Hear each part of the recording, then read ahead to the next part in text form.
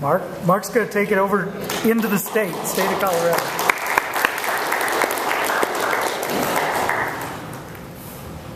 You hear me okay? Yeah. Let me just get a quick show of hands. You talked a little bit about alcohol. 52% of Americans drink. We talked a little bit about prescription drugs, which a lot of you maybe in the audience also take, and actually kill more people in car wrecks every year. Does anyone know the correct answer? I'm going to exclude the students for sensible drug policy right here in the front row. But how many people does marijuana kill on a yearly basis? That's right. That's right, 0 people. It's one of the safest, most benign substances known to man. That was actually the DEA's finding from their administrative judge back in the 80s. So we've had a long time battle, both at the national level and here at the state level, trying to get reform to happen when it comes to marijuana. A little bit about myself. I actually was a student of UCCS, graduate degree in finance, degree in international business. So I looked a lot at markets, and I looked a lot at businesses and how supply and demand really operates. And I was actually part of Students for Sensible Drug Policy. It was a great group. I'm proud to be an alumni. And it was very mind-opening to see kind of the underlying causes of our drug war in this nation, and to really see where the strife comes into play. And the old adage is true: follow the money, right? And you find out pretty much the root cause of anything. Like we were talking about originally in Prohibition, it was corporate interests, it was people who wanted marijuana illegal so that they could have their racist motivations fulfilled and be able to promote nylon rope over hemp rope, for example. Even though in this country we had 200 years of hemp where it was a vital part of our economy. So I like to take a look at the commodity aspect of this product. We've had marijuana as human beings in every single continent around the world for the last 5,000 years. We have archaeological evidence showing it dates back to spiritual and also medicinal purposes for over 5,000 years, especially from Eastern civilizations. They've got Egyptian tombs with a chiseled out little pot leaf that you guys would recognize by today's standards. So we have this commodity that humans have demanded for a very long time. And we obviously have suppliers of that today. We still have demanders of that today. We are looking at 2 very different markets in which that supply and demand is met. Very similar to what he was saying with Al Capone during Prohibition. If you have a black market, let's say you have a business dispute in a black market, just a logical, educated guess here, how do you resolve that dispute if the substance or the business itself is illegal?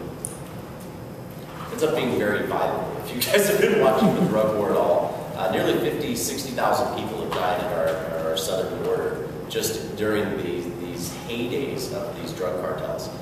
Every other week you'll see a picture of someone beheaded on a bridge and hung up as a warning to everyone else. These guys are so in the business that they literally send people to Harvard Law School and hire them when they get out to work on politics and corrupt the government. So you have a very real epidemic for South America. Being half Latino myself, my mother being from Brazil, that's a very direct conflict that I saw when I lived down there. You look at national security, we're off fighting these wars. It makes you wonder if the real national security threat tends to be at our border.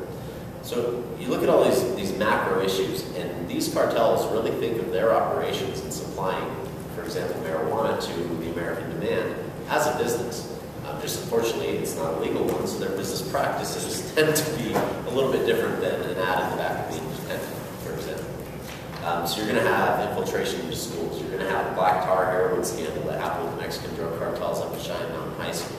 This is just the reality of what happens when you illicit a substance. Same thing happened with bootleggers and with Chicago speakeasies. Right? We had corrupt cops. Right? We had tax evasion was how Al Capone got caught, but how many murders did we not get caught for? So this is really history repeating itself. But instead of 13 years of alcohol prohibition, we're looking at 90 here in Colorado alone, 75 years federally. So it's a very real issue when it comes especially to minorities, poor people, people in southern, third world countries who don't see a lot of that direct benefit. Most of the dollars we end up buying stay in the American economy, go through the American banking system, but really fund blood money for cartels to continue their violent activities. So for me, this is a very passionate issue when it comes to drug policy reform. When I was in college, my senior project was actually an economic analysis of the viability of dispensary operations in the Colorado Springs retail environment. At that time, we had the Ogden memo come out from the Obama administration, which said we are not going to use our limited federal resources to go after patients and providers that are in compliance with state laws. And we've operated under that purview, passing additional regulatory models for the industry, as well as creating kind of a system to tax, regulate, monitor, and control this product for medical marijuana patients, which we voted for over a decade ago. So we are a compassionate state, we have a strong libertarian streak, we believe in individual rights, and so we wrote that into our Constitution under Amendment 20, which protects both patients and providers. So in looking at that analysis, we did surveys of patients and asked them, what is it that you look for when you are shopping at a medical marijuana business, for example?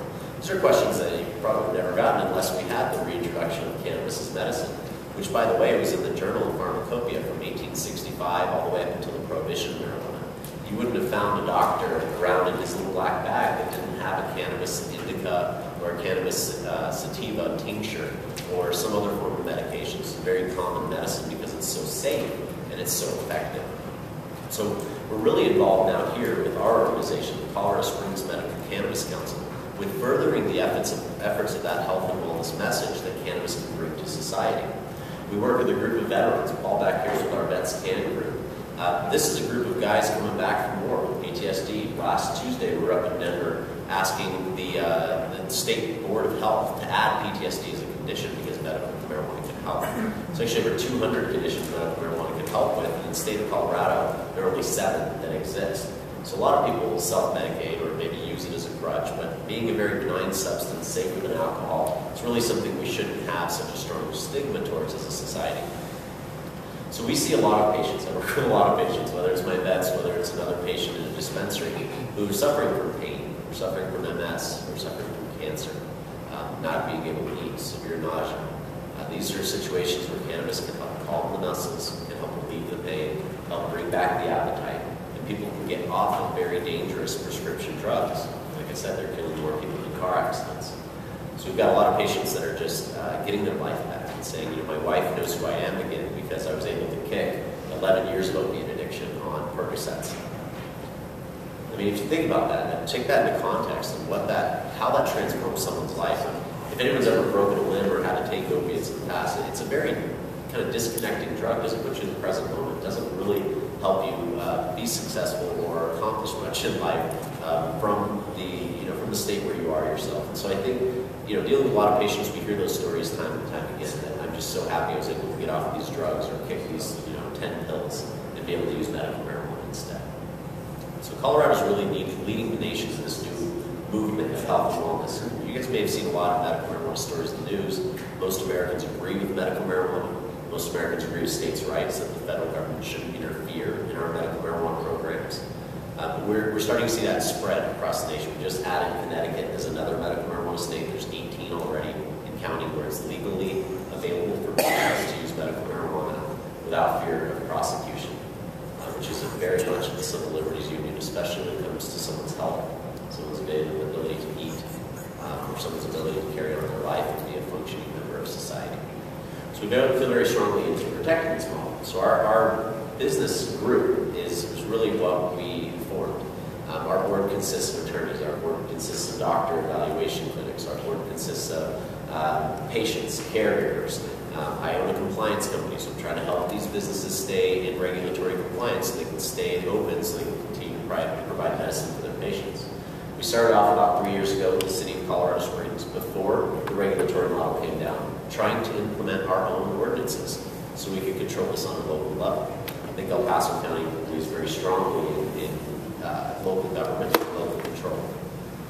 So we did start that process, and the House Bill 1284 came down. We saw this evolution of dispensary business. People were rushing to get their applications in, their leases in. I think there's 220 applicants. People were saying, oh, there's too many. There's more than Starbucks. Looking at my business background, any new market, you're going to have a lot of new entrants. That's just the way industry goes.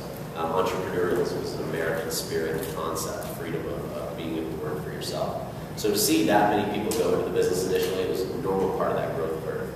And then we really saw it die off. And in about the last year, about half of those dispensaries have dropped away. I'd say we have about 80 medical marijuana centers, is actually the appropriate legal term, still existing here in Colorado Springs, and maybe about 100 between here and Pueblo and Canyon City. So we really try to get these guys direct information on a monthly basis. We're in constant communication with them about their rights, their patients' rights, since this industry is under constant pressure. So the work we do is very local, and as Art was saying, that's really where the change begins. Where we're able to get people out to support these rights, we're able to get people out to support themselves as a trade organization. We bring political representatives to them. We go up to the Capitol building and argue for their rights and for the bills that are in their favor. And we really work with a lot of other organizations across the state to ensure that our medical marijuana constitutional amendment is protected against federal intervention. So we are doing a lot of work very actively. It's dynamic, it changes every week. It seems to be a different threat today. I was in court all day because they're still down here with Dan May's prosecutorial office very zealous about going after medical marijuana. They just can't seem to get the difference now over 10 years between the cartel drug dealer and a caregiver or a patient. So we still deal with those issues very commonly. We have a rally coming up for a 64-year-old cancer patient who has leukemia. It was growing enough medical marijuana to produce an oil concentrate, which he takes internally for his leukemia, and the pain that's associated with that, and the inability to sleep. And he's going into prosecution facing 12 years on your taxpayer dollars for growing medical marijuana, and the DA's assumption that he was distributing it, even though there's no evidence to that. So this is real stuff. I mean, you got people's lives that are affected for over a year just trying to get these trials to court, and then hope that a jury can see the law well enough to interpret it and come up with the correct verdict. So even though we voted over 10 years ago not to send these people to prison, we deal with these issues very really here locally in our society. So I'd encourage you guys to certainly take a card at the table. We brought some information today about our council, also about our veterans group, in case you know any veterans out there that might be on that path of pills, might be suffering from various combat injuries or PTSD. We can certainly find relief. It's kind of a twice-a-month gathering to bring these guys together to talk about these issues and see how we can move forward. A few federal policies that kind of relate to that is the VA actually lets our vets use medical marijuana without losing their benefits, which is kind of in the direction of what people really want for our guys who serve overseas. And then we also brought some information that Mason's going to tell you about here. We'll pass the mic off to him in just a second as well. We also brought a fundraiser. We're going to do a fundraiser for our group coming up. The information's there on August 4th. If you guys know any local artists, that's what we need for this. We're going to do a local art auction that kind of paints or creates images around this issue. So people can really see the full breadth of what this war against marijuana and just generally prohibition of cannabis, the issues we deal with in society. So one of my favorite quotes, Slaugh said, 2500 BC, was probably smoking a little marijuana when he said it, because it was legal back then, said more laws make more criminals. In the United States, we have 25% of the world's incarcerated population and only 5% of the world's population in general. So the disparity is huge. There are constant attacks on communities of minorities and poor people over the illicit distribution of this highly demanded product. So as we look for smarter ways in the future, certainly would encourage you all to look at taxation, regulation, and control of a substance like marijuana that's very benign, certainly safer than alcohol, as a viable option